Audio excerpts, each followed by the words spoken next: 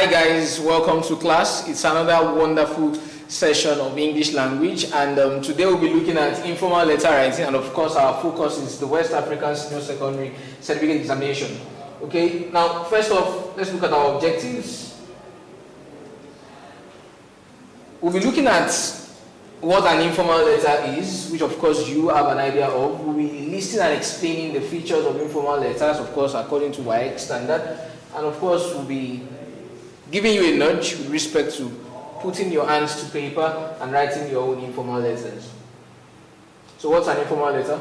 Simply put, they are those letters which we write to our parents, our friends, relatives, and so on, of course acquaintances, in their private capacities. They are people you know, you have a relationship with, okay? So you write informal letters to, of course, update them of things that are happening around you, to ask for things, and to do so many other things. But the major thing is that they are persons that you have a very cordial and deep relationship with. You know each other very well.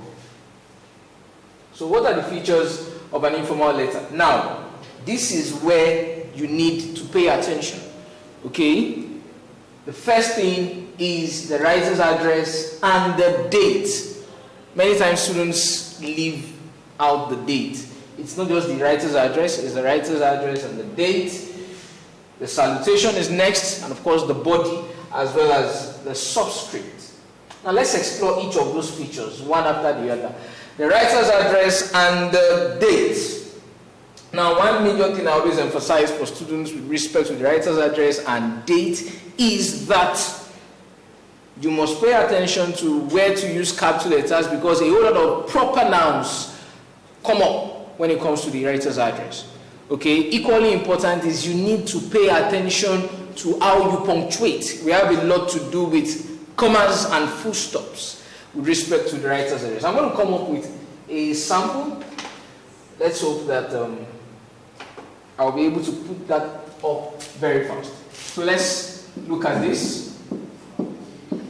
So let's say Preston International School. The space I have left may not be able to take the other words there. You can decide to move to the next line, or you just delete. Okay? Are we together? So now, where is the school located?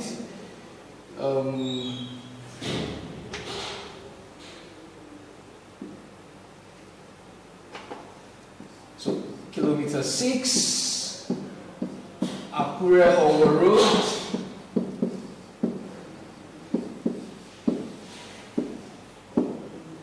Okay, do we have a post mailbox? We have PMB 786, comma, and of course the school is situated where exactly? Akure, and Akure is where? Ondo State. Now, I'm going to assume that this letter is not going out of Nigeria. If the letter is going out of the country, it's compulsory that you put a comma where we have this full stop, and you put Nigeria. Okay, now with this we have covered the address. Okay, but one thing you need to pay attention, like I pointed attention to the other time, is the use of capital letters. Preston International School, that's a proper noun. Okay, and of course we have a comma here.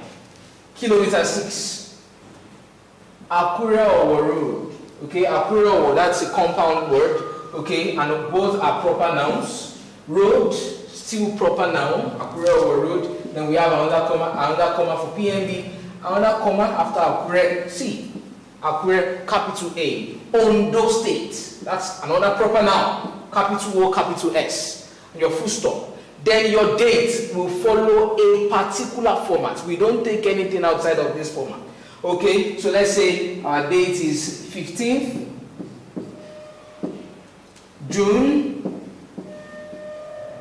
comma, okay, there's no need to put of, okay, and your June is also a proper noun, so capital J, 2020, and of course put your full stop. That's your writer's address and date. Next is the salutation. This is very simple, and of course you are writing to people who are known to you.